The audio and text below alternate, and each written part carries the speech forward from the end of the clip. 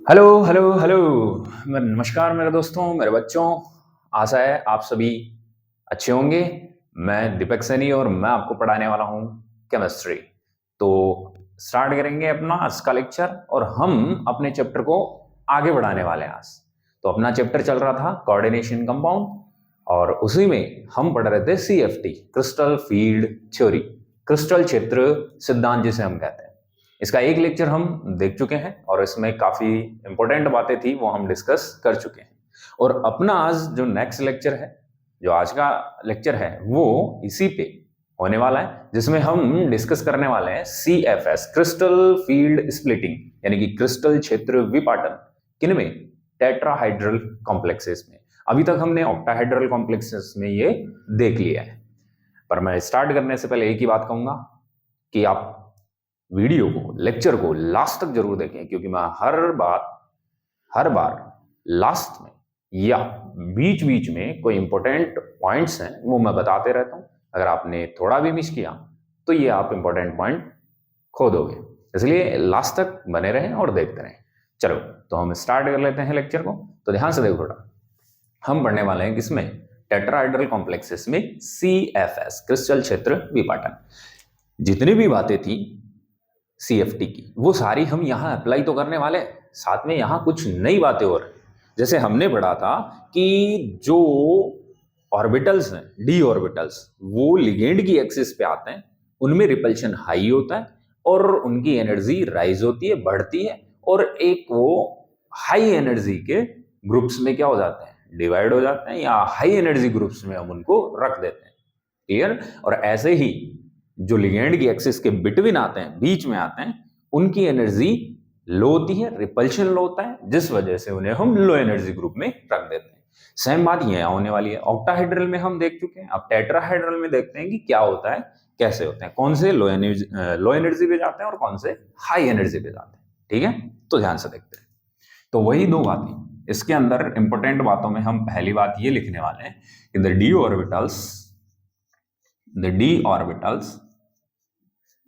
the d orbitals present on the axis of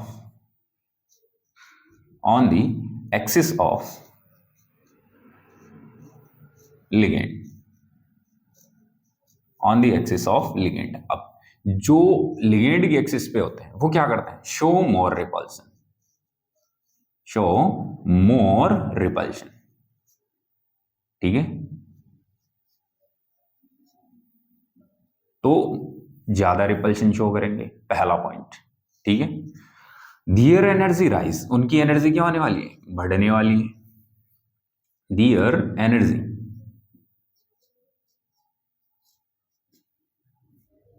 राइज्ड। ठीक है, तो उनकी एनर्जी क्या हो जाएगी? बढ़ जाएगी। ठीक है, और उन्हें इट इज कॉल्ड या इट इज नॉन एज यहां पर ध्यान से देखो, T2 ग्रुप। कौन सा ग्रुप? T2। ठीक है, यहां सब्सक्रिप्ट हम जी नहीं लगाएंगे, वहां जी लगा रहे थे, तो ये T2 ग्रुप। तो ये T2 ग्रुप के नाम से जाने जाते हैं। इनके एग्जाम्पल्स की बात कर लें तो इनमें एग्जाम्पल कौन कौन से हैं? तो अगर इसी के एग्जाम्पल्स की हम बात करें तो इसके एग्जाम्पल आएंगे, देखो बेटा, DXY, DYZ और DXZ। तो ये जो तीन हैं, ठीक, इनकी एनर्जी क्या होने वाली है? राइज होने वाली है। ये ध्यान से देख लें, एग्जाम्पल्स ध्यान से देख लें। इनकी एनर्जी क्या होने वाली है? राइज होने वाली है। ये हाई एनर्जी के ग्रुप्स में जाने वाले हैं। ठीक है, और उन्हें हम कौन से नाम से जानेंगे? T2 group. कौन से नाम से जानेंगे बेटा? T2 group. ठीक है, और एग्जाम्पल ये रहे। अब क्यों होता है मैं 3D में आपको समझा दूंगा सारा कुछ, अभी केवल ध्यान से देखिए। तो पहला पॉइंट क्लियर हो गया। फिर इसके बाद में हम अगला पॉइंट ध्यान से देखें। तो एक बात बताओ, जो बिटवीन आएगा, यानी कि जो एक्सिस के कहाँ आएगा? बीच में आएगा। ये तो ऑन दी एक्सिस आ रहा है। ठीक है, अब बीच में आएंगे वो क्या होंगे? तो यहां पर ध्यान से देखो, the D orbitals present between the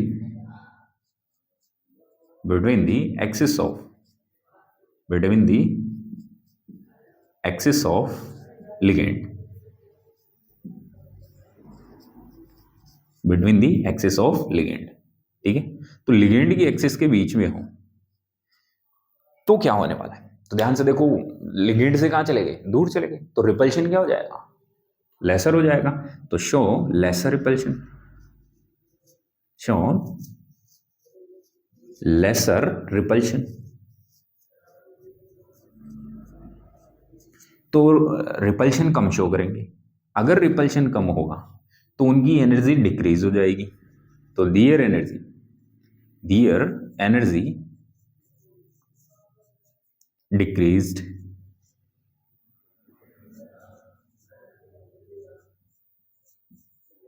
ठीक है। तो उनकी एनर्जी क्या हो जाएगी, डिक्रीज हो जाएगी, और एनर्जी डिक्रीज हो गई तो वो low energy group, E group के नाम से जाने जाएंगे, ठीक है। तो इट इज नॉन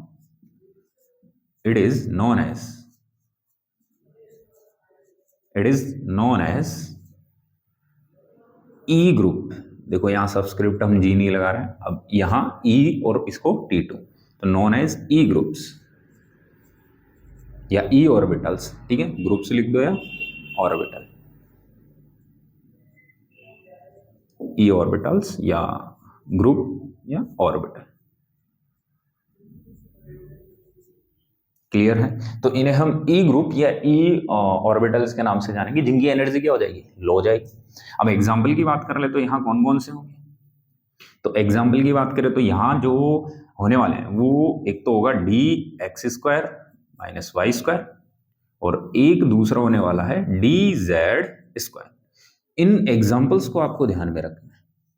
अब याद करो, ऑक्टाहेड्रल में जस्ट इसका क्या था, अपोजिट था। इजी ग्रुप पे कौन था, D X square minus Y square, high energy पे, जबकि यहां लो एनर्जी पे। और T2Z ग्रुप ऑक्टाहेड्रल में क्या था, लो एनर्जी का, जबकि यहां हाई एनर्जी पे। तो ये कुछ काम की बातें थी। बाकी सारी जो बातें हैं, सारे जो कॉन्सेप्ट है, वो अपने CFT की जो अजम्पशंस हैं, थ्योरीज हैं, उसके अंदर हमने डिस्कस कर लिया है, यस कि नो। अब उन सारी जो थ्योरीज हैं, पॉइंट्स हैं, उन सबको हम यहाँ भी अप्लाई करेंगे, और उसके लिए कुछ नए पॉइंट हैं, वो ये हो रहे हैं। अब आपको उनको जानने के लिए, CFT के जो पॉइंट हैं उनको जानने के लिए आपको इससे पहले वाला लेक्चर देखना पड़ेगा डिटेल से, ठीक है। और उसका जो लिंक है वो मैं इस वीडियो के डिस्क्रिप्शन में डाल दूंगा, तो वहां से आप जाकर के डायरेक्ट इस वीडियो को देख सकते हैं, लेक्चर को देख सकते हैं। फिर आप इस लेक्चर को देखें, डिटेल से समझ में आने वाला है, क्लियर है। तो यहां तक की बातें हम कंप्लीट कर चुके हैं। जल्दी से आप इसका स्क्रीनशॉट लें, और फिर हम आगे बढ़ने वाले हैं और इसका ऑर्बिटल डायग्राम देखने वाले हैं, क्लियर है। चलो, तो यहां तक की बातें बेटा अपनी क्या हो चुकी हैं, कंप्लीट हो चुकी हैं। अब हम इसका जो डायग्राम है, एनर्जी डायग्राम ऑर्बिटल्स का, क्या ऑर्बिटल्स का जो एनर्जी डायग्राम है कि टेट्राहाइड्रल जो है उसमें बनता कैसे है, वो हम चेक कर लेते हैं। ऑक्टाहाइड्रल में हमने देखा है कैसे बना था, हम टेट्राहाइड्रल में भी देख लेते हैं। टेट्राहाइड्रल मतलब चतुष्फल की, ठीक है। चलो, तो अब हमें देखना है एनर्जी डायग्राम। तो यहां हम इसको इरेज कर देते हैं, मिटा देते हैं, और फिर एनर्जी डायग्राम देखते हैं। और कुछ नहीं है, आप देखो जस्ट अपोजिट हुआ, उल्टा हुआ है। जो लो पे थे वो हाई पे गए हैं, जो हाई पे थे वो लो पे आए। तो आपको इतना ध्यान भी नहीं रखना, तो उसका हमें क्या करना है, अपोजिट करना है, बस कुछ टर्म्स हैं वो चेंज करनी, क्लियर है। चलो, तो हम देख लेते हैं यहाँ पे। तो देखो ये है अपनी वाई एक्सिस, और इस वाई एक्सिस पे हम क्या लेने वाले हैं बेटा, एनर्जी। वाई एक्सिस पे हम क्या लेने वाले हैं, एनर्जी, और इधर है वो प्रोसीड कर रहा है, तो यहां पर है एनर्जी। चलो, तो वाई एक्स पे हम एनर्जी ले रहे हैं। तो आप सभी को पता होगा, सबने इससे पहले वाला अगर लेक्चर देखा है, तो मेटल के जो डी ऑर्बिटल्स हैं फ्री स्टेट में, उनकी एनर्जी क्या होती है, इक्वल होती है, यानी कि डी जनरेट डी ऑर्बिटल होते हैं। तो ये डी जनरेट डी ऑर्बिटल है, बात समझ में आ गई, ठीक। तो यहां हम लिख सकते हैं energy of D orbital of metal in free state, in free state, यानी कि जब लिगेंड नहीं आया उस कंडीशन में। और ये कौन कौन से होंगे? D X Y, D Y Z, D X Z, D X square minus Y square और डी जेड स्क्वायर। तो ये पांचों डी ऑर्बिटल हो। अब हमने देखा था कि लिगेंड जब आएगा इनसे बॉन्डिंग करने, तो वो जो इलेक्ट्रॉन, उसके पास भी इलेक्ट्रॉन होंगे जो इनके वैकेंट ऑर्बिटल में क्या करेगा? मेटल के डोनेट करेगा। तो लिगेंड की वजह से इनकी एनर्जी क्या होने लगती है भाई? राइज होने लगती है, और एक मैक्सिमम लेवल पर जाकर के रुक जाती है। ठीक है, यानी कि एक मैक्सिमम लेवल तक राइज होती है, यूं समझ के चलो। ठीक है, जब तक लिगेंड इनके पास आएगा, बिल्कुल क्लोज आ जाएगा, तब तक इनकी एनर्जी क्या होगी? राइज होगी। और बिल्कुल पास आ गए तो फिर ये मैक्सिमम पर पहुंच जाएंगे। क्या हो जाएंगे? मैक्सिमम। तो ये एवरेज एनर्जी है पांचों। ये कॉन्सेप्ट मैंने लास्ट वाले लेक्चर में समझा दिया ढंग से कि ये एनर्जी राइज क्यों हो रही, तो वहां जाए और देखें, क्लियर, वहां से डिटेल से समझ में आएगा। तो इनकी एनर्जी राइज हुई है लिगेंड के इफेक्ट में, लिगेंड आने से। तो यहां हम लिख सकते हैं एवरेज एनर्जी। तो ये क्या है? एवरेज एनर्जी है पांचों डी ऑर्बिटल्स की। Average energy of, average energy of D orbital, average energy of D orbitals of CMI, of CMI in presence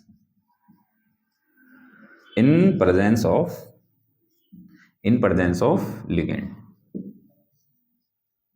तो लिगेंड की प्रेजेंस में ये इनकी एनर्जी राइज हुई है और यहां तक पहुंची है। ठीक है, अब क्या हुआ था, मैंने आपको पहले भी समझाया। अब क्या करेंगे? जो लिगेंड इसके पास आ चुके हैं वो अपने इलेक्ट्रॉन डोनेट करेंगे किसको? मेटल को, और इसके जो वैकेंट ऑर्बिटल है उसके अंदर डोनेट करेंगे। क्लियर? तो जैसे ही लिगेंड अपने इलेक्ट्रॉन डोनेट करने जाएगा तो उस ऑर्बिटल की एनर्जी बढ़ जाएगी। क्यों? क्योंकि वो इस लिगेंड की एक्सिस पर आ गया, यानी कि इसके फ्रंट पे आ गया, इसके टारगेट पे आ गया, और टारगेट पे आ गया तो उस ऑर्बिटल की एनर्जी क्या हो जाएगी? राइज। तो यहां पर अब ये स्प्लिट होने वाले हैं दो ग्रुप्स में, कुछ की एनर्जी हाई और कुछ की एनर्जी लो। ठीक है, तो कुछ की एनर्जी हाई हो गई, और हाई वाले हम देख चुके हैं जो एक्सिस पर आते हैं। किस पे आते हैं? एक्सिस पर। तो उनकी एनर्जी क्या होने वाली है? हाई। और जो बिटवीन दी एक्सिस आते हैं, यानी कि एक्सिस के बीच में, लिगेंड की एक्स पर नहीं आ रहे, तो उनकी एनर्जी क्या होने वाली है? लो। हाई होने वाली है किसकी? डी एक्स वाई की, हमने अभी अभी देखा है, डी वाई जेड की और डी एक्स जेड की, इनकी एनर्जी हाई होने वाली। और लो होने वाली है किसकी? D X square minus Y square और डी जेड स्क्वायर, इनकी। और हम ये एवरेज एनर्जी वाला जो सेंटर है इसे बोलते हैं बेरी सेंटर। क्या बोलते हैं? Barycentre. तो ये हो गया बेरी सेंटर। क्लियर? तो ये बेरी सेंटर हो गया। अब इस बेरी सेंटर से, यानी कि एवरेज एनर्जी थी, इससे हाई हुई है इनकी, तो ये एनर्जी क्या हुई है? हाई। क्लियर? कितनी हुई है? ये हुई है 2/5। कितनी है? 2/5, 2/5। ठीक। और यहां पर डेल टी लगाना है, उसमें हम डेलो लगा रहे थे। क्यों? क्योंकि वो ऑक्टाहेड्रल में क्या थी? एनर्जी चेंज थी। ये टेट्राहेड्रल में डिवाइड करेंगे तो फाइनली अपने पास आएगा 0.4 डेल टी। ठीक। और ये क्या हुई है? डिक्रीज। ये क्या हुई है? डिक्रीज। कितनी डिक्रीज हुई है? 3/5 डेल टी डिक्रीज हुई है, और डिक्रीज हुई है तो माइनस लगा दो, तो फाइनली ये -0.6 डेल टी आ जाए। क्लियर? और ये जो एनर्जी डिफरेंस है हाई एनर्जी और लो एनर्जी डी ऑर्बिटल्स के बिटवीन, ये वाला यहां से यहां तक का, इसे हम CFS सिखा ही रहे थे, क्रिस्टल फील्ड स्प्लिटिंग एनर्जी। और टेट्राहाइड्रल में है तो इस CFSA को हम किससे डिनोट कर देंगे, डेल टी से। तो ये एक्चुअल में है CFSE और इसको हम टेट्राहाइड्रल में डिनोट करेंगे बेटा किससे, डेल टी से। क्लियर हुआ, आगे नहीं हुआ? तो ये तो हो गया इसका एनर्जी डायग्राम टेट्राहाइड्रल कॉम्प्लेक्सेस में। अब हम ये समझने वाले हैं यहां पर कि ये लो एनर्जी के क्यों है और ये हाई एनर्जी के क्यों है, ऐसा क्या रीजन था। तो अब यहां मैं चलो यहां समझा देता हूं, ध्यान से देखो। पहली बात तो हम ये देखते हैं कि dxy, ये देखो ये तो x एक्सिस है और ये y एक्सिस है। तो बताओ dxy ऑर्बिटल क्या होता है बेटा, ये dxy ऑर्बिटल होते हैं, ये वाला। तो ये हो गया dxy ऑर्बिटल। अब ये तो x एक्सिस है और ये y एक्सिस है, क्लियर। अब मैं इसको ऐसे समझाता हूं, टेट्राहाइड्रल जो ज्योमेट्री है वो जरा आप मुझे बताओ कैसी होती। मेरे को 3D में यहां जैसा बन पाएगा हम वैसा आपको समझा सकते हैं, थोड़ा सा आपको कोऑपरेट करना है। तो आपने देखा होगा कि ये वाला जो स्ट्रक्चर है वो क्या होता है बेटा, टेट्राहाइड्रल में ऐसा कुछ होता है। टेट्राहाइड्रल में देखा होगा आपने, कुछ रिमेंबर करो, याद आया हो तो ऐसा होता है।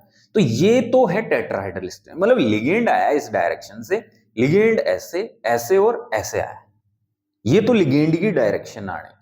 बट आप जरा ध्यान से देखो, एक्स एक्सिस ये रही, समझना जरा भाई, ये एक्स एक्सिस है और ये वाई एक्सिस है, ऐसे समझ में आ रहा हो तो देखो भाई, ये एक्स एक्सिस है और ये वाई एक्सिस, ऐसे मान लो ये एक्स है और ये वाई है, या इसको हम ऐसे लिख दें, इसको हटा देते हैं एक बार, तो ये एक्स एक्सिस है और ये वाई एक्सिस है, ऐसे मान लो, ऐसे ही मान लेते हैं, चलो क्लियर।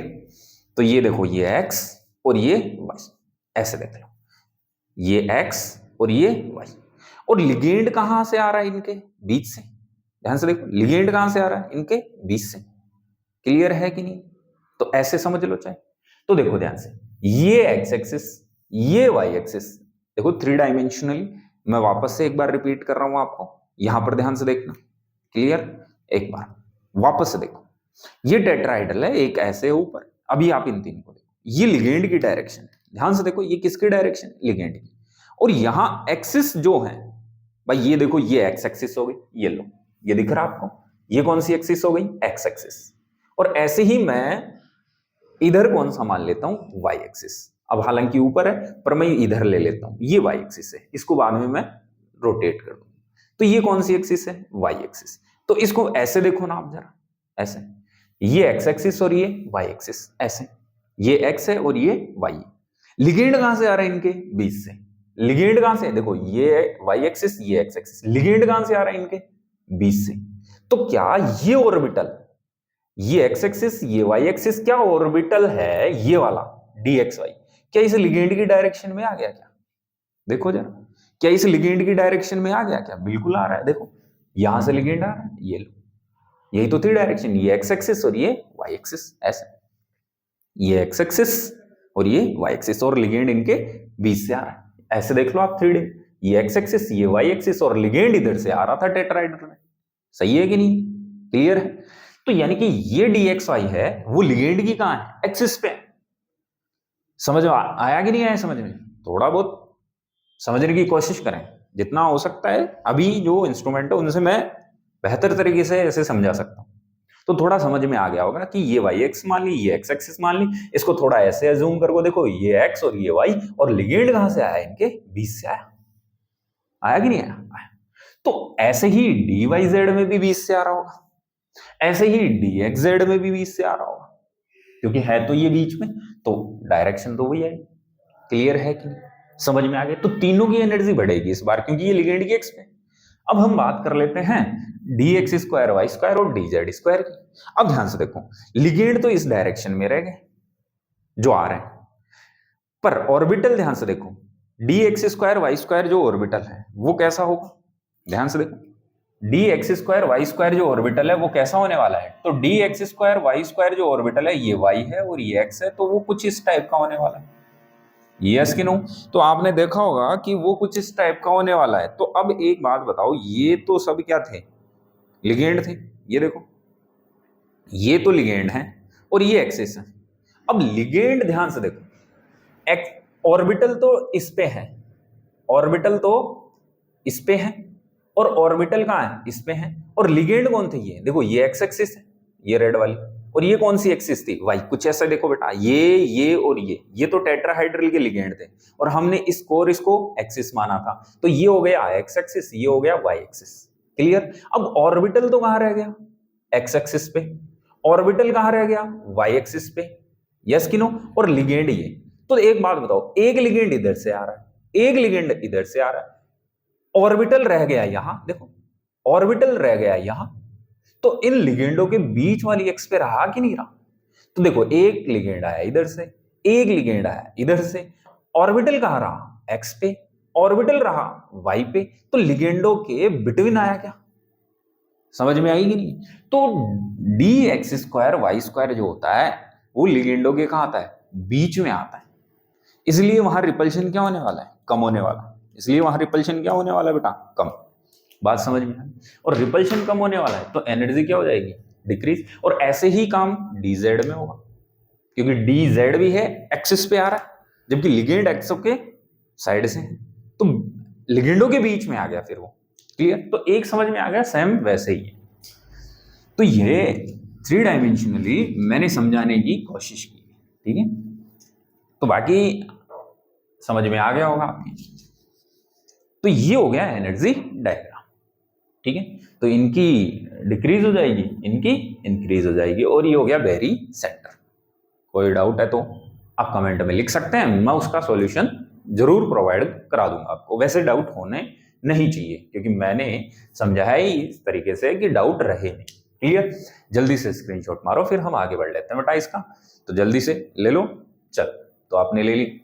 अब हम ये देखने वाले हैं क्या, कि यहां जो CFSE है, ये CFSE डेल्टी, वो हम कैलकुलेट कैसे करें, वो हम कैसे कैलकुलेट करें। तो अब हम CFSE कैलकुलेट करें, और CFSE कैलकुलेट करने का फॉर्मूला मैंने आपको ऑक्टाहाइड्रल में भी समझाया था, यहां भी हम समझा देंगे आपको। तो इसको मैं मिटा देता हूं। अब हम बात कर लेते हैं CFSE का, क्रिस्टल फील्ड स्प्लिटिंग एनर्जी। चल, तो क्रिस्टल फील्ड स्प्लिटिंग एनर्जी और देख लेते हैं इस कॉम्प्लेक्स के लिए, टेट्राहाइड्रल कॉम्प्लेक्स के लिए। तो हम बात कर लेते हैं किसकी, CFSE की। तो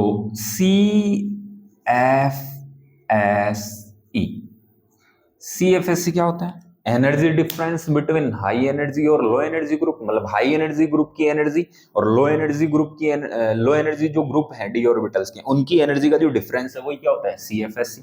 ठीक है? तो हम यहां लिख सकते हैं क्या, द एनर्जी गैप या difference, the energy gap between low energy, between low energy and high energy orbitals, low energy and high energy orbitals. ठीक है? तो वो क्या कहलाता है, CFSE। और इसको डिनोट किससे करेंगे हम, it's denoted by del T in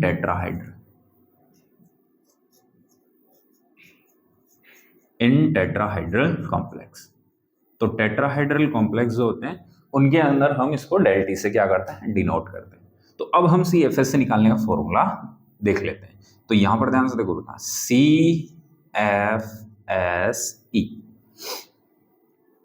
tetrahedral में वो क्या हो जाएगा, वो ये बात है, x इंटू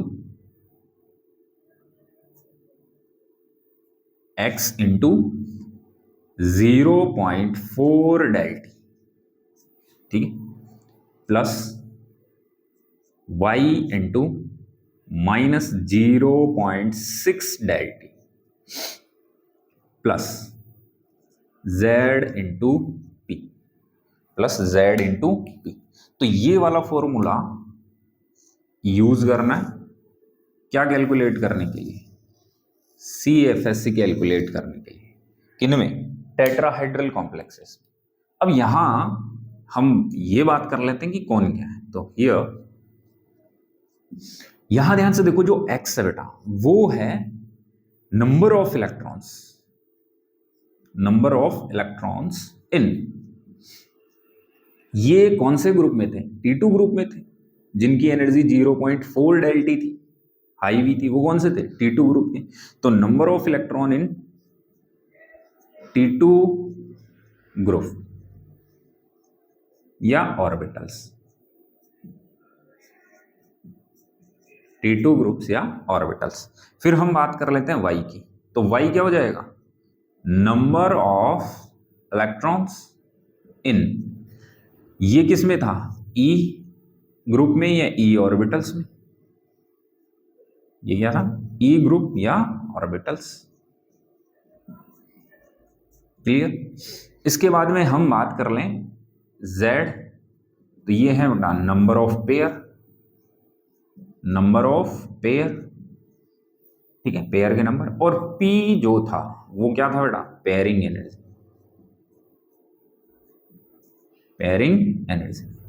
और पेयरिंग एनर्जी हमने लास्ट वाले लेक्चर में भी डिस्कस किया था।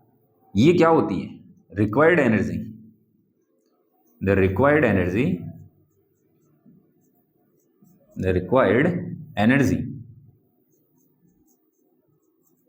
To pair up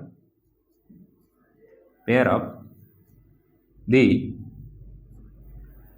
unpaired electrons, to pair up the unpaired electrons। Unpaired electron को पेयर अप करने के लिए, यानी कि जोड़ा बनाने के लिए जो हमें एनर्जी चाहिए वो पेयरिंग एनर्जी थी। अब वो एनर्जी चाहिए क्यों, ये भी मैंने बताया था। ये एक बार फिर से रिपीट कर देता हूं कि जब एक ऑर्बिटल में पहले से कोई इलेक्ट्रॉन है अनपेयर्ड, अब इसके साथ दूसरा इलेक्ट्रॉन पेयर कराना है, तो दो इलेक्ट्रॉन्स हाथ नहीं रहेंगे। क्यों, क्योंकि ये भी नेगेटिवली चार्ज, ये भी नेगेटिवली चार्ज, तो इलेक्ट्रॉनों में क्या लगने लगेगा, रिपल्शन। अब रिपल्शन लगेगा तो वो एक्सेप्ट नहीं करेगा दूसरे इलेक्ट्रॉन को कि वो यहां आकर के बैठे रहे, तो फिर हमें जबरदस्ती का काम करना पड़ेगा। भाई जब कोई मानता नहीं है प्यार से, तो हमें क्या करना पड़ता है, जबरदस्ती एनर्जी देके, दबाव डाल के फिर वो काम कराना पड़ता है। तो यहाँ भी हम एनर्जी दे करके ये काम कराएंगे, तो इसके लिए हमें एनर्जी चाहिए और एनर्जी रिक्वायर्ड है। बस इसी को हम क्या कहते हैं, पेयरिंग एनर्जी।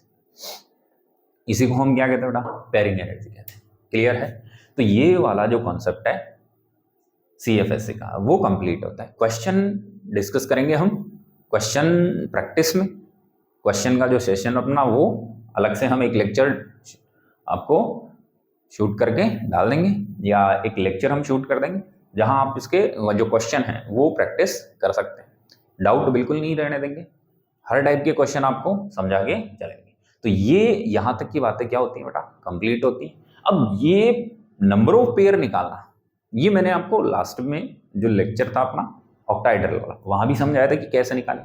आगे और भी आने वाले हैं पॉइंट्स, वहां भी हम इनको पेयर को निकालना समझा देंगे, या फिर जब क्वेश्चन डिस्कस करेंगे हम आपको, तो उस टाइम भी हम क्या कर सकते हैं, पेयर निकालना समझा सकते हैं। वैसे तो मैंने पहले ही समझा दिया, फिर भी और भी अगर आपको समझ नहीं आया हो तो हम क्वेश्चन प्रैक्टिस में आपको डिटेल से समझा देंगे।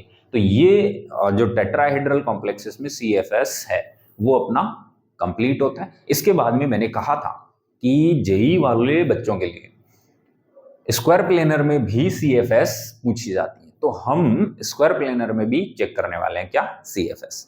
उससे पहले आप क्या करें, जल्दी से इसका क्या कर लें, स्क्रीनशॉट मार लें, फिर हम आगे बढ़ लेते हैं। ठीक है, तो चलो आपने ले लिया होगा। ओके बच्चों, अब ध्यान से देखो, हम CFS डिस्कस करने वाले किन में, स्क्वायर प्लेनर कॉम्प्लेक्स। अब यहां मैं आपको डायरेक्ट जो एनर्जी डायग्राम है वो समझाऊंगा, और यहां से 3D में भी समझाएंगे कि कैसे ये हो रहा है। ठीक है, तो यहां है CFS इन थर्ड नंबर पे, तीसरे नंबर पे CFS इन स्क्वायर प्लेनर।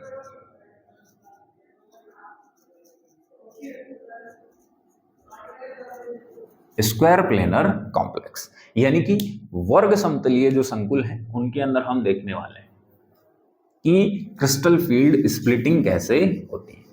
चलो, इसका जो एनर्जी डायग्राम है वो मैं आपको डिटेल से समझा देता हूं। इसके अंदर एनर्जी का क्वेश्चन आता है जो कि अभी कुछ टाइम बाद आप इजीली क्या कर सकते हो, उसको सोल्व करके बता सकते हो कि क्या होने वाला और क्या नहीं होने वाला। तो यहां पर हम देखते हैं स्क्वायर प्लेनर में CFS क्रिस्टल फील्ड स्प्लिटिंग की कैसे होती है। चलो, तो तीसरे नंबर पे ध्यान से देखते हैं, इंपॉर्टेंट भी और देखते भी रहे। यहां पर ध्यान से देखो, वही एनर्जी डायग्राम बनाएंगे। तो ये कौन सा एक्सिस है, वाई एक्सिस। ये कौन सा एक्सिस है बेटा, अपना वाई एक्सिस, ठीक है। और ये है अपना एक्स एक्सिस। चलो, वाई एक्सिस पे हमें क्या लेके चलना होता है, एनर्जी। वाई एक्सिस पे हमें क्या लेना, एनर्जी। अब ध्यान से देखो, यहां पे आपने पहले भी देखा है, अभी टेट्राहेड्रल में भी देख लिया है कि ये जो एनर्जी है फ्री स्टेट में डी ऑर्बिटल्स हैं वो डी जनरेट होते हैं, यानी कि पांचों की एनर्जी सेम होगी और लीस्ट होगी, कम होगी, ठीक है। टेंशन वेंशन है नहीं, तो यहां हो जाएगा energy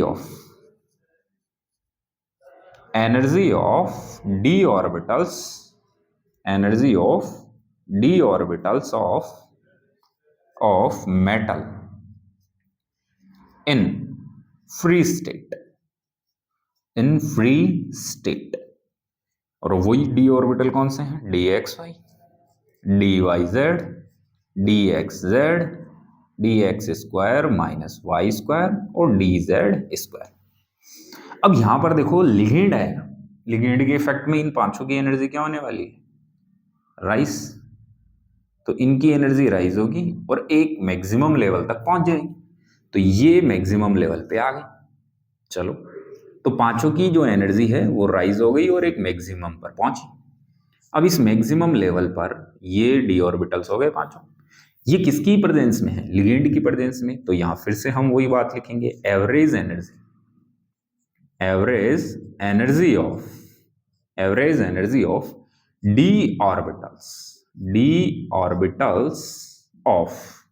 D orbitals of CMI, central metal ion, in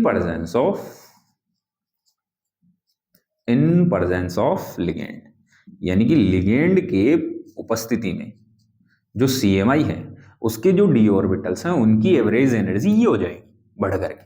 clear. अब यहां पर ये पांचों डी ऑर्बिटल है, अब यहां से फिर क्या होगा, स्प्लिटिंग होने वाला है, यानी कि ये जो डी ऑर्बिटल्स हैं वो अब डिफरेंट एनर्जी ग्रुप्स में डिवाइड होने वाले, स्प्लिट होने वाले, बंटने वाले। अब ये कैसे बढ़ते हैं, तो सुनो, यहां भी दो एनर्जी ग्रुप होते हैं, हाई एनर्जी और लो एनर्जी। यहां फिर से कंटिन्यू होने वाले हैं, दो हाई एनर्जी और लो एनर्जी। अब हाई एनर्जी और लो एनर्जी की बात करें तो यहां पर ध्यान से देखो, अगर मैं कहूं तो यहां से डिफरेंट ग्रुप्स बनने वाले। तो एक ऑर्बिटल है उसकी एनर्जी तो बहुत ही ज्यादा हो जाती है, उसकी एनर्जी बहुत ही क्या हो जाती है, ज्यादा। फिर इसके बाद दूसरे की थोड़ी कम होती है, फिर इसके बाद में तीसरा है उसकी एनर्जी इससे कम होती है, और फाइनली फोर्थ नंबर पे जो दो ऑर्बिटल बच गए, देखो 1 2 3, तो ये दो ऑर्बिटल जो बच गए उनकी एनर्जी फिर सेम होने वाली। ये सारी चीजें मैं बताऊंगा कि क्यों हो रहा है, आप बिल्कुल टेंशन नहीं ले, बस आप देखते रहे लास्ट तक। ये जो ऑर्बिटल है वो होता है बेटा D X square minus Y square, ये जो ऑर्बिटल है वो होता है बेटा डी एक्स वाई, ये जो ऑर्बिटल है वो होता है बेटा डी जेड स्क्वायर, और ये ऑर्बिटल होते हैं डी वाई जेड और डी एक्स जेड। तो ये इनका क्या है, एनर्जी डायग्राम है। और हमने कहा था कि हाई एनर्जी और लो एनर्जी जो ग्रुप्स हैं उनके बिटवीन जो एनर्जी का डिफरेंस है, ये लो एनर्जी है और ये हाई एनर्जी, ये CFS कहलाता है। क्या होता है ये CFSE, crystal field splitting energy. और इसे हम किससे डिनोट करते हैं? डेल SP से। डेल मतलब चेंज, SP का मतलब स्क्वायर प्लेनर कॉम्प्लेक्सेस। और ये जो एवरेज एनर्जी वाला लेवल है, इसे हम कौन सा सेंटर कहते हैं? बैरी सेंटर। कौन सा? बैरी सेंटर। तो ये सारी चीजें कंप्लीट। तो ये एनर्जी गैप ध्यान रखना है और ये एनर्जी का ऑर्डर ध्यान रखना है, ठीक है। तो यहां अगर हम ऑर्डर ऑफ एनर्जी देखें, order of energy of D orbital, तो यहां पर सबसे ज्यादा किसकी हो जाएगी? dx² माइनस y² की, उससे कम dxy की, उससे कम dz² की, और उससे कम dyz, और बराबर होगी dxz की। तो ये ऑर्डर हो जाएगा किनका? डी ऑर्बिटल्स की एनर्जी का।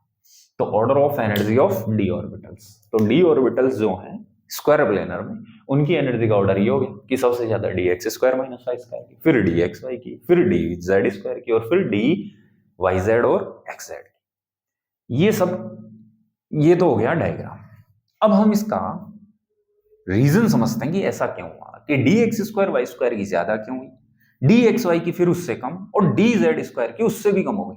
जबकि हमने अभी तक पढ़ा था कि dx² माइनस y² और dz² या तो हाई पे होंगे या लो पे होंगे। पर यहां पर ध्यान से देखो, dx² y² हाई पे गया, बट dz² dxy से लो पे आ गया। अब इसका रीजन देखो, यहां समझा देता हूं, बाद में मिटा देंगे। देखो स्क्वायर प्लेनर जो कॉम्प्लेक्स होते हैं वो कुछ इस टाइप से है। यहां मेटल हो गई, मेटल से एक लिगेंड इधर से जुड़ गया, एक लिगेंड इधर से जुड़ गया, एक लिगेंड यहां से और एक लिगेंड यहां से। तो स्क्वायर प्लेनर कॉम्प्लेक्स तो आपने देखा होगा, ये लिगेंड है,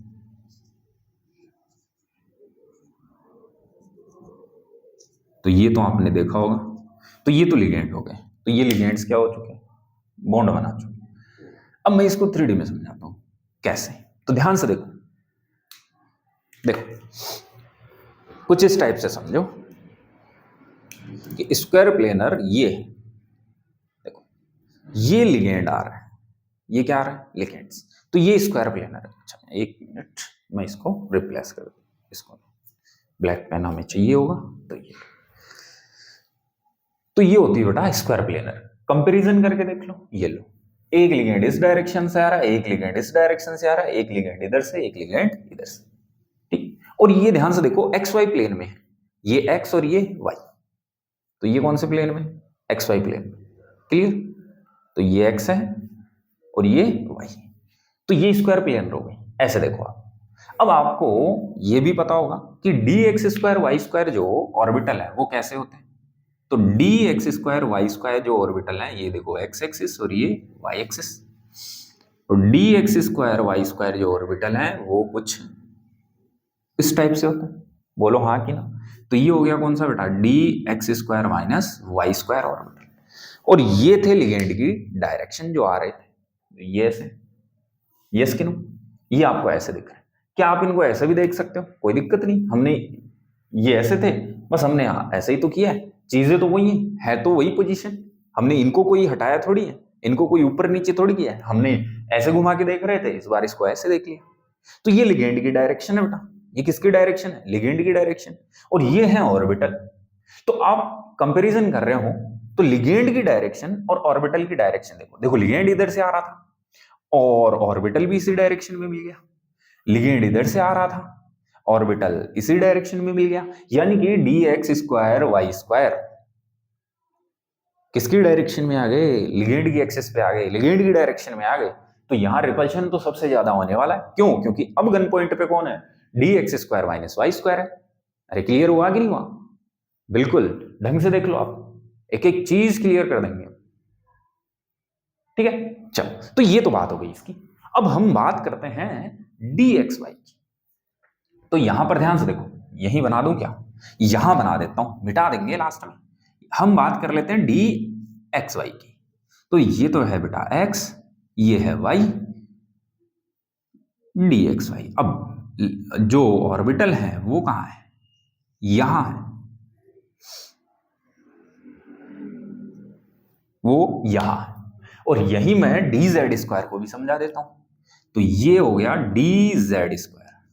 इसको मैं z एक्सिस मान लूं तो देखो, तो dz² कुछ इस टाइप से होता है, यहां इलेक्ट्रॉन्स, तो ये हो गया dz²। अब समझो, लिगेंड की डायरेक्शन ये थी, ये एक्स एक्सिस है, ये वाई एक्सिस है। जेड एक्सिस कहां है, यहां। जेड एक्सिस कहां है, यहां। या फिर मैं यूं कह सकता हूं, यहां है जेड एक्सिस। अब आप देखो, लिगेंड यहां आ रहा है, लिगेंड ये डायरेक्शन आने की, और ये कौन सी एक्सिस है, जेड एक्सिस। तो ऑर्बिटल कहां रह गया, जेड एक्सिस पे। लिगेंड किधर से आया, एक्स एक्सिस और वाई एक्सिस से। तो लिगेंड की डायरेक्शन और ऑर्बिटल की डायरेक्शन डिफरेंट हो गई। सही बात है, पर ध्यान से देखो, ये एक्सिस के अकॉर्डिंग है। देखो, ये एक्स एक्सिस, ये वाई एक्सिस और ये जेड एक्सिस, तो ये एक्सिस के अकॉर्डिंग है। बट ये लिगेंड से कहां हो गया दूर, कितने डिग्री पर, 90 डिग्री पर। कितने डिग्री पर, 90 डिग्री पर। तो लिगेंड से दूर हो गया, इसलिए इसमें रिपल्शन क्या होने वाला है, जेड एक्सिस वाले जो ऑर्बिटल हैं dz², उसमें रिपल्शन क्या होने वाला है, कम हो जाएगा। बट आप कह रहे हो सर फिर dxy में ज्यादा कैसे, तो इसका मतलब ध्यान से देखो, dxy का मतलब क्या हो गया, ये x है, ये y है, ऑर्बिटल कहां रह गया, इसके बीच में। तो अब आप देखो, लिगेंड यहां से आ रहा है, लिगेंड यहां से आ रहा है, और इन दोनों के बीच में ये ऑर्बिटल है, तो इनके पास रह गया लिगेंड क्या, देखो, ये लिगेंड, ये 90 डिग्री पे था, जबकि ये 90 पे कम, 45 पे, 45 पे। तो यहां रिपल्शन ज्यादा होने वाला है, क्योंकि ये पास है इन एक्सिस से, इन लिगेंड से। तो लिगेंड से एक्सिस पे तो नहीं है, बट पास में तो है, बीच में है, पास में है। जबकि dz² तो कहां था, 90 पे के चला गया, दूर चला गया। तो यहां रिपल्शन क्या हुआ, हाई हुआ है। इसलिए dxy का एनर्जी ज्यादा हुआ है किससे, dz से। समझ में आया कि नहीं आया, बात क्लियर है कि नहीं, अरे क्लियर हुआ कि नहीं हुआ, हो गया। और बाकी फिर दोनों dYz और dxz, भाई ये x है और ये z है, ऑर्बिटल कहां है, यहां है। तो अब इधर से कोई रिपल्शन लगने वाला नहीं, क्योंकि यहां से कोई लिगेंड आया ही नहीं था, ये तो z है और ये x है और ये y है। ऑर्बिटल कहां है, देखो, जो dYz है, तो देखो yz ये रहा, ये y और ये z। ऑर्बिटल कहां है, यहां बीच में। तो देखो, इधर से रिपल्शन होगा, बट इधर से कोई रिपल्शन नहीं होने वाला, इधर से कोई रिपल्शन नहीं। क्लियर है। ऐसे ही अगर dxz की बात करें, तो ये x और ये z, तो यहां ऑर्बिटल है, तो इस लिगेंड से, इधर से लिगेंड आ रहा है, तो इससे तो रिपल्शन हो जाएगा इसमें, बट इधर लिगेंड है नहीं, इधर है, तो ये दूर रह गया। बात समझ में आ गई। तो इनमें रिपल्शन क्या होने वाला है, कम। आप बस ये तीन समझो, बाकी दोनों की एनर्जी कम होने वाली। क्लियर हुआ कि नहीं हुआ। तो यहां तक की बातें आपके समझ में आ गई। अगर ये बातें समझ में आ गई, तो ये आपका स्क्वायर प्लेनर कॉम्प्लेक्सेस में CFS क्या हो चुका है, कंप्लीट हो चुका है। बस एक बार इसको ढंग से देखें, जो मैंने समझा है उसको बड़े ध्यान से देखें और ये पढ़ें। क्लियर। तो अब मैं इनको क्या कर देता हूं, मिटा देता हूं, उसके बाद आप इसका स्क्रीनशॉट मार सकते हैं, फिर हम आगे की बातें करने वाले हैं। तो ये हमें मिटाने थे। एनर्जी डायग्राम ये कंप्लीट हो चुका है, और ऑर्डर क्या हो जाएगा ऑर्बिटल्स की एनर्जी का, वो आपके सामने दिख रहा होगा। ऊपर देखो, ये मैंने लिख दिया इसी ऑर्डर में, सबसे ज्यादा dx² - y² की, फिर dxy की, फिर dz² की, फिर dxy, dyz और dxz, इनकी क्या हो जाएगी, बराबर हो जाएगी लास्ट। और ये एनर्जी डिफरेंस जो आएगा वो CFS E कहलाएगा, और इसे हम डेल SP से डिनोट करेंगे, और ये एवरेज एनर्जी वाला सेंटर क्या हो जाएगा, बेरी सेंटर। तो ये कंप्लीट होता है। इतनी बातें बस ध्यान रखनी है आपको, किसमें, स्क्वायर प्लेनर में। क्लियर है कि नहीं है, ओके। तो चलो जल्दी से आप इसका स्क्रीनशॉट मारो, फिर हम आगे बढ़ने वाले हैं। चलो, तो अब अपना अगला जो कॉन्सेप्ट आने वाला है वो ध्यान से देखना। वहां से क्वेश्चन पूछे गए, वहां से क्वेश्चन पूछे गए, जेई में भी आए हैं और नीट में भी आए, और उसको बड़े ध्यान से हमें देखना है। अब वो कॉन्सेप्ट है इलेक्ट्रॉन फिलिंग इन CFT, यानी कि जो CFT है, क्रिस्टल फील्ड थ्योरी, उसमें हमें इलेक्ट्रॉन फिलिंग सीखना है कि ऑर्बिटल्स जो है उनमें इलेक्ट्रॉन कैसे फिल होंगे, या उनका इलेक्ट्रॉनिक कॉन्फ़िगरेशन क्या होना है, या यूं कह सकते हैं electronic configuration in CFT. Electronic विन्यास हमें देखना है किसके अंदर, सीएफटी के अंदर। Clear?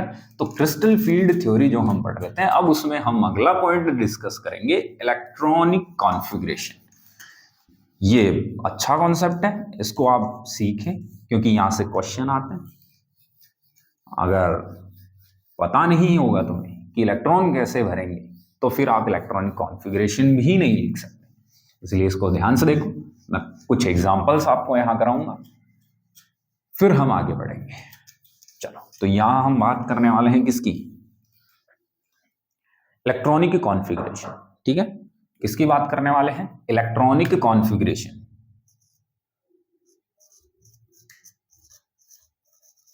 Electronic configuration, electronic configuration in CFT. तो सीएफटी में हम इलेक्ट्रॉनिक कॉन्फ़िगरेशन कैसे फिल करें? तो ध्यान से देखो, हमने अभी तक की बातें की हैं कि लिगेंड हमारे पास कितने टाइप के होते हैं, दो टाइप के, एक स्ट्रॉन्ग फील्ड लिगेंड और एक वीक फील्ड लिगेंड। कितने टाइप के होते हैं, स्ट्रॉन्ग फील्ड लिगेंड और वीक फील्ड लिगेंड, दो टाइप के लिगेंड। क्लियर? तो सबसे पहले यहां हम वीक फील्ड लिगेंड में देखेंगे, फिर स्ट्रॉन्ग फील्ड लिगेंड में। तो यहां हम बात करेंगे पहले किसकी, वीक फील्ड लिगेंड की। वीक फील्ड लिगेंड, ठीक है, जिसे हम क्या कहेंगे, WFL। और फिर यहां हम देखेंगे किसको, स्ट्रॉन्ग फील्ड लिगेंड।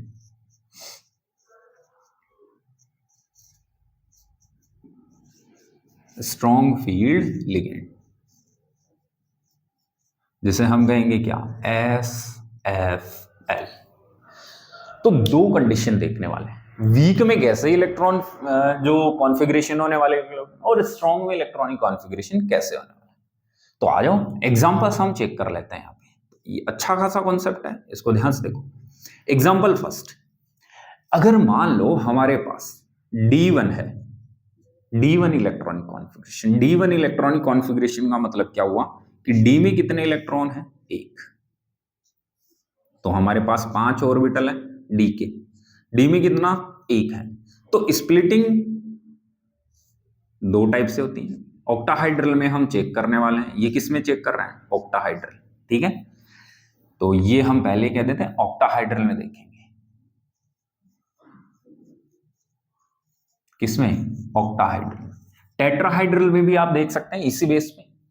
क्लियर? तो ऑक्टाहाइड्रल में हमें पता है कि हाई एनर्जी के इजी ग्रुप होते हैं, ये लो, और लो एनर्जी के T2Z ग्रुप होते हैं, और उसमें कितने ऑर्बिटल हैं, दो। तो ये कौन सा हो गया, T2Z ग्रुप। अब एक इलेक्ट्रॉन को फिल करना है D1, तो पहले इलेक्ट्रॉन कहां फिल होते हैं, आप वो कहता है कि लो एनर्जी में फिल करो, तो यहां हो गया। अब अगर मैं यही D1 किस में फिल करता, स्ट्रॉन्ग फील्ड में, तो कोई फर्क नहीं पड़ने वाला है। क्यों? क्योंकि पहले एक एक इलेक्ट्रॉन भरेंगे, तो ये हो गया D1। ठीक है, हाई एनर्जी के हो गए ये दो, और लो एनर्जी के हो गए ये तीन। अब इलेक्ट्रॉन फिल करो इजी और T2Z में, तो यहां भी क्या होगा, पहले लो एनर्जी में फिल होगा, ये लो। तो यहां से हमें पता चल गया कि स्ट्रॉन्ग फील्ड और वीक फील्ड में यहां कोई फर्क नहीं आने वाला D1 में। फिर हम बात कर लेते हैं D2 की। अब D2 में क्या होगा, वही बात, D में कितने ऑर्बिटल, 5 हैं, इलेक्ट्रॉन कितने हैं, 2, तो ये हो गया बेटा क्या, D2। फिर वही हाई एनर्जी ग्रुप और लो एनर्जी ग्रुप, इजी T2Z। ठीक है, अच्छा यहां पे मैं आपको बताऊं कि इलेक्ट्रॉनिक कॉन्फ़िगरेशन क्या हो जाएगा, इलेक्ट्रॉनिक कॉन्फ़िगरेशन। तो यहां का इलेक्ट्रॉनिक कॉन्फ़िगरेशन क्या हो गया, यहां का इलेक्ट्रॉनिक कॉन्फ़िगरेशन हो गया कि T2G, इसमें कितना इलेक्ट्रॉन है बेटा, एक, और इजी में कितना है, 0। तो इलेक्ट्रॉनिक कॉन्फ़िगरेशन क्या हो गया यहाँ का, T2Z1 इजी 0। अगर मैं सेम यहाँ का इलेक्ट्रॉनिक कॉन्फ़िगरेशन देखूं, शॉर्ट में लिख देता हूं मैं, इलेक्ट्रॉनिक कॉन्फ़िगरेशन, तो वो भी क्या होने वाला है, T2G1 और EZ0। तो यहाँ का इलेक्ट्रॉनिक कॉन्फ़िगरेशन भी ये होने वाला है। तो इलेक्ट्रॉनिक कॉन्फ़िगरेशन में अभी कोई चेंज नहीं आया है। अब इसमें बात कर लो, पहले इलेक्ट्रॉन लो एनर्जी में, तो बताओ यहाँ का इलेक्ट्रॉनिक कॉन्फ़िगरेशन क्या हो गया? तो यहाँ का इलेक्ट्रॉनिक कॉन्फ़िगरेशन हो गया कि T2Z में कितने इलेक्ट्रॉन होंगे? 2, और EZ में कितने इलेक्ट्रॉन होंगे? 0। तो ये यहाँ का इलेक्ट्रॉनिक कॉन्फ़िगरेशन है। ऐसे ही अगर मैं D2 की बात कर लूं, किसमें? स्ट्रॉन्ग फील्ड लिगेंड में, तो यहां भी कोई दिक्कत नहीं होने वाली। कैसे? यहां पर देखो ये क्या हो गया? D2, तो 1 2, ठीक है। अब हाई एनर्जी 2 और ये लो एनर्जी, तो ये हो गया इजी, ये T2Z, 2 इलेक्ट्रॉन तो 1 और 2, सिंपल है। अब इसका इलेक्ट्रॉनिक कॉन्फ़िगरेशन क्या हो गया? सेम, इलेक्ट्रॉनिक कॉन्फ़िगरेशन सेम हो गया। क्या? T2Z 2 और EZ 0, तो ये इलेक्ट्रॉनिक कॉन्फ़िगरेशन हो गया। तो यहां तक बात समझ में आ गई। तो electronic configuration weak field ligand में और स्ट्रॉन्ग फील्ड लिगेंड में अभी तक क्या चलेगा? सेम। क्लियर है? आगे हम बढ़ते हैं, जल्दी से क्या ले लो? स्क्रीनशॉट, फिर हम देखते हैं आगे का। चलो, अब यहां पर ध्यान से देखो, हम D1 के बाद, D2 के बाद यहां हम कितना कर ले? D3। तो यहां देखो 1 2 3। अब वीक फील्ड लिगेंड में क्या होगा? पहले लो एनर्जी में, तो यहां इलेक्ट्रॉनिक कॉन्फ़िगरेशन क्या देखने को मिला? T2G3। इजी में अभी कुछ है नहीं क्योंकि तीनों के तीनों यहां भर चुके। ऐसे ही अगर मैं D3 किस में देख लूं? स्ट्रॉन्ग में भी, तो 1 2 3 3 इलेक्ट्रॉन हो गए। तो अभी 1 2 3, तो अभी T2G3 और EG 0 रहा। सेम है स्ट्रॉन्ग फील्ड में भी और वीक फील्ड में भी, क्योंकि अभी तो एक एक इलेक्ट्रॉन भरो पहले, तो सिंगल सिंगल। बट अगर मैं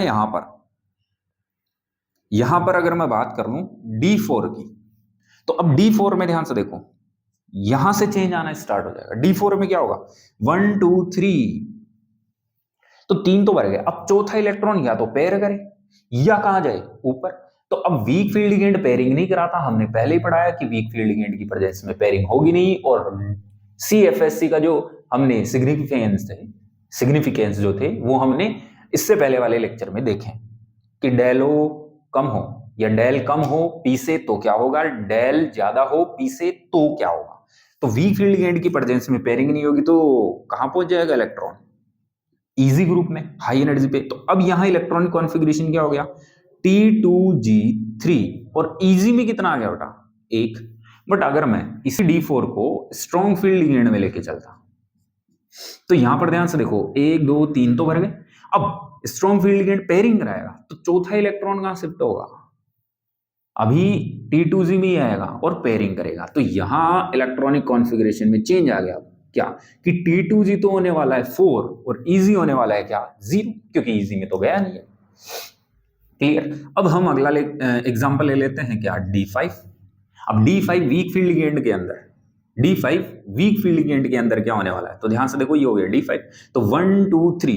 अब वीक फील्ड लिगेंड पेयरिंग नहीं कराएगा तो पहले इलेक्ट्रॉन कहां जाएंगे? हाई एनर्जी में, तो ये 5 हो गए। तो अब इलेक्ट्रॉनिक कॉन्फ़िगरेशन क्या हो गया इसका? वीक फील्ड लिगेंड की प्रेजेंस में इलेक्ट्रॉनिक कॉन्फ़िगरेशन हो गया T2G3 और EZ2 हो गई। बट अगर मैं D5 को स्ट्रॉन्ग फील्ड में ले जाता तो क्या होता? ध्यान से देखो, पहले सिंगल सिंगल, अब इलेक्ट्रॉन यहां जाए कि पेयरिंग करे तो स्ट्रॉन्ग पेयरिंग कराएगा, तो इलेक्ट्रॉन पहले पेयर करेंगे यहां। क्लियर? तो अब इलेक्ट्रॉनिक कॉन्फ़िगरेशन क्या हो जाएगा यहां स्ट्रॉन्ग फील्ड लिगेंड में? D5 का T2G 5 और EZ 0। क्लियर? ऐसे ही अगर मैं D6 ले लेता तो देखो 1 2 3 4 5 और 6। वीक फील्ड लिगेंड में होता क्या? ध्यान से देखो, पहले लो एनर्जी में सिंगल, फिर हाई एनर्जी में जाएंगे तो 5 हो गए सिंगल। अब जो बच गए वो फिर से क्या करेंगे? पेयरिंग में आएंगे लो एनर्जी वाले से, तो ये हो गया 6। तो अब यहां इलेक्ट्रॉनिक कॉन्फ़िगरेशन हो गया क्या? T2G4। देखो, पहले हाई में जाके फिर पेयर करेगा आके वापस, तो T2G4 और EZ कितने हो गए? 2। ये D6 में स्ट्रॉन्ग फील्ड लिगेंड में D6 देखो, तो 1 2 3 4 5 6। तो यहां क्या हो जाएगा? देखो, पहले एक एक, फिर पहले देखो सिंगल सिंगल इलेक्ट्रॉन फिल करेंगे, अब इसके बाद में इलेक्ट्रॉन हाई एनर्जी में जाएगी, पेयर करे तो स्ट्रॉन्ग फील्ड लिगेंड पेयरिंग कराएगा। तो ध्यान से देखो 4 5 6, क्लियर। तो इलेक्ट्रॉनिक कॉन्फ़िगरेशन क्या हो जाएगा बेटा, D6 का है स्ट्रॉन्ग फील्ड लिगेंड में T2G6 और EG0। अरे बातें क्लियर है कि नहीं, समझ में आ गया एक एक? तो ये फटाफट से आप स्क्रीनशॉट लेते रहे। चलो अब हम आगे की बात कर लेते हैं। D6 के बाद में यहां मैं कितना कर दूं, D7। तो देखो 1 2 3 4 5 6 और 7। तो ध्यान से देखो वीक फील्ड लिगेंड में क्या होगा, पहले 1 2 3 4 5 हाई एनर्जी में जाएगा पहले, फिर जो बचेगा वो वापस से 6 और 7 लो एनर्जी में आएंगे। तो इलेक्ट्रॉनिक कॉन्फ़िगरेशन क्या हो गया इस बार कि T2G में कितने हो गए, 2 2 4 1 5, तो T2G5 और इजी कितना हो गया 2, इजी में 2 है। चलो अगर मैं D7 किस में चेक करूं, स्ट्रॉन्ग फील्ड में, तो 5 6 और 7। तो पहले सिंगल सिंगल भरेंगे, तो ध्यान से देखो पहले तो एक एक भरते थे। अच्छा फिर स्ट्रॉन्ग फील्ड लिगेंड में ध्यान से देखो पेयरिंग पहले होगी, तो देखो 1 2 3 फिर तो 6 तो ही गए। अब फिर कहां जाएगा, हाई एनर्जी में जाएगा जब पेयरिंग कंप्लीट हो जाएगी। तो यहां इलेक्ट्रॉनिक कॉन्फ़िगरेशन क्या हो गया D7 का, तो T2G6 और EG1 हो गया, T2G6 और EG1 हो गया, क्लियर। तो ये D7 का हो गया। अगर मैं D8 की बात कर लेता, देखो आप सारा समझा दूंगा मैं एक एक। D8 में क्या होता है, 1 2 3 4 5 6 7 8, ये हो गया। अब वीक फील्ड लिगेंड में पहले क्या होगा, सिंगल सिंगल इलेक्ट्रॉन भरेंगे लो एनर्जी में, फिर पेयर होगा कि हाई पे जाएंगे, तो पहले हाई में जाएंगे, तो 3 और 2 5 हो गए, फिर वापस जो बचते हैं वो पेयरिंग करेंगे, तो 6 7 और 8, क्लियर। तो यहां की कंडीशन में ध्यान से देखो T2G क्या हो गया 6 और इजी कितने हो गए 2। और अगर मैं स्ट्रॉन्ग फील्ड लिगेंड में बात करूं किसका, D8 का, तो वही बात देखो 1 2 3 4 5 6 7 और 8। अब स्ट्रॉन्ग फील्ड लिगेंड में ध्यान से देखो पहले एक एक भरेंगे लो एनर्जी में, तो 1 2 3, फिर पेयरिंग होगी, पहले हाई में जाएगा नहीं, तो 4 5 6 6 हो गए, फिर हाई में जाएंगे बच गए, तो 7 और 8 ऐसे होंगे। तो पहले पेयरिंग कराओ फिर हाई में ले जाओ, तो इलेक्ट्रॉनिक कॉन्फ़िगरेशन क्या हो जाएगा, देखो T2G तो 6 है और EG क्या हो जाएंगे 2 हो जाएंगे। तो यहां D8 की खास बात है, D8 की खास बात क्या है, D8 की खास बात यह है कि यहाँ स्ट्रॉन्ग लो चाहे वीक लो, दोनों कंडीशन में कॉन्फ़िगरेशन क्या होने वाला है, सेम। तो यहां तक की बातें कंप्लीट हो गई, फिर 2 और बचते हैं, उनको और देख लेते हैं, जल्दी से एसएस मारो इसका। ओके बच्चों, फिर D8 के बाद हम देख लेते हैं D9। तो ये हो गए D9, तो 1 2 3 4 5 6 7 8 और 9।